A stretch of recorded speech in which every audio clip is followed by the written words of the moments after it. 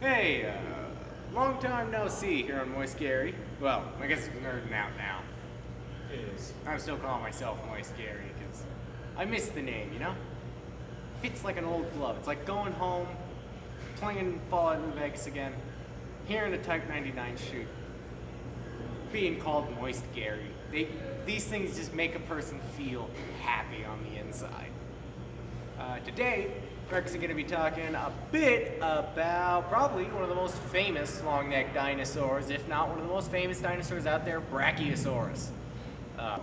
The history of Brachiosaurus material is kind of interesting. We're going to talk a bit about that. Now, one of the most one of the most noticeable things about Brachiosaurus, other than its slightly different posture from most other long-necked dinosaurs, is its head shape. It's got sort of this iconic L to its snout. And that comes from material that was found, well, Brachiosaurus itself was found up in Wyoming. The material that we have for this skull, which I have a handy-dandy cast of right here, was found in Tanzania, out in Africa. Now, for the longest time, this was just called Brachiosaurus brachii. Until fairly recently, I would say sort of early 2000s. I'm gonna fact check myself, so I don't know if my hand can be seen. Yes. Somewhere on screen, there's gonna be the correct date for when, or the not correct date, the correct time period for when the shift happened in what we call Brachiosaurus and what we don't call Brachiosaurus. This material from Tanzania is now known as Giraffatitan brachii. They realized that there are not just some head differences, because we do have some possible head material from Brachiosaurus. It doesn't quite look like this if it turns out to be from Brachiosaurus, but no one can really agree on what that skull material is from, because there's a whole hullabaloo about it.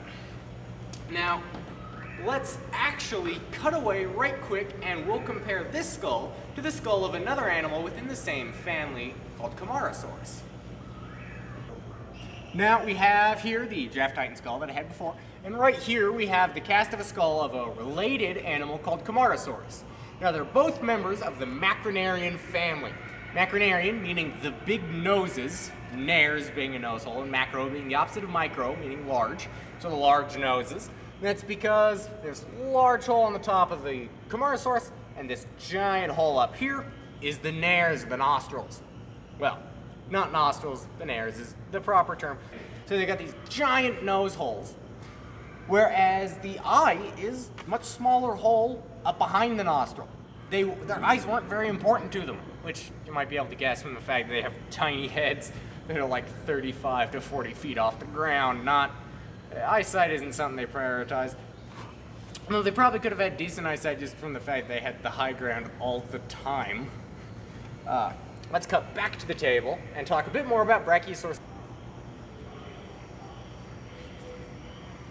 Now we've got Brachiosaurus here. Oh, well, this isn't Brachiosaurus, this is a model of it. Scale model of a much larger statue that's here at this institution. Now, one of the things that is iconic about Brachiosaurus, other than that L-shaped head, which it may or may not have, it might have a skull much more like the Camarasaurus that we just talked about. But, as I mentioned earlier, we really aren't sure, because no one can agree if we have Brachiosaurus skull material or not. It isn't Giraffatitan.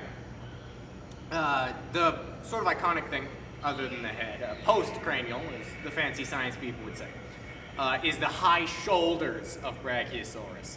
High shoulders, long arms. In fact, Brachiosaurus means the arm lizard, because these giant forearms. There's a picture. Is this on camera? Yeah. There's a picture of one of the original preparators out in the field laying next to the humerus, the upper arm bone of Brachiosaurus, and it's larger than he is. These things are truly massive. Now, in Jurassic Park, there is a scene in the first movie of a Brachiosaurus rearing up onto its hind legs to eat from a very tall tree branch. They probably wouldn't have been doing that. Other sauropods like Barosaurus or Diplodocus might have been doing that, but that's because they're built more horizontally.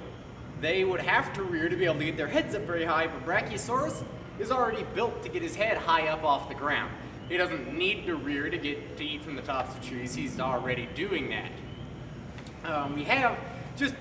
I want to end the video on a note. While Brachiosaurus was confused with Giraffatitan, which is still used to fill in the gaps of Brachiosaurus because we don't have terribly much about Brachiosaurus. There was another time Brachiosaurus was not necessarily confused, but chimera. A chimera is in paleontology when two animals get their skeletons merged, two or more animals get the skeletons merged together to become a new third animal, and oftentimes they're weird.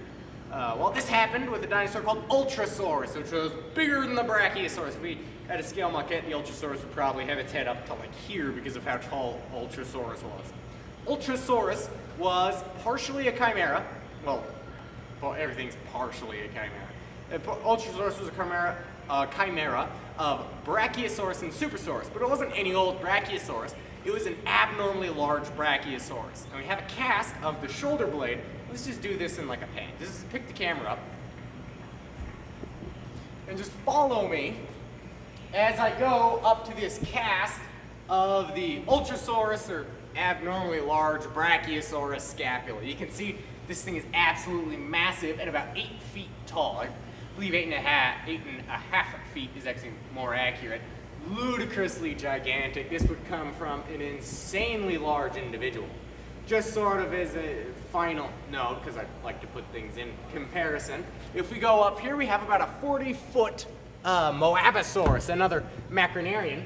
Yeah, let's come over to this side. And you can see he's got just over a 4-foot scapula, barely. And this guy's already at about 40 feet long. So an animal that's got a scapula bigger than twice this animal's size would be truly massive. Well, thanks for joining us today on Moist Gary. Sorry to keep you waiting, and if everything goes plumb with editing, this should be the final Moist Gary of the century, right? Century? Decade. Decade's 10, yeah.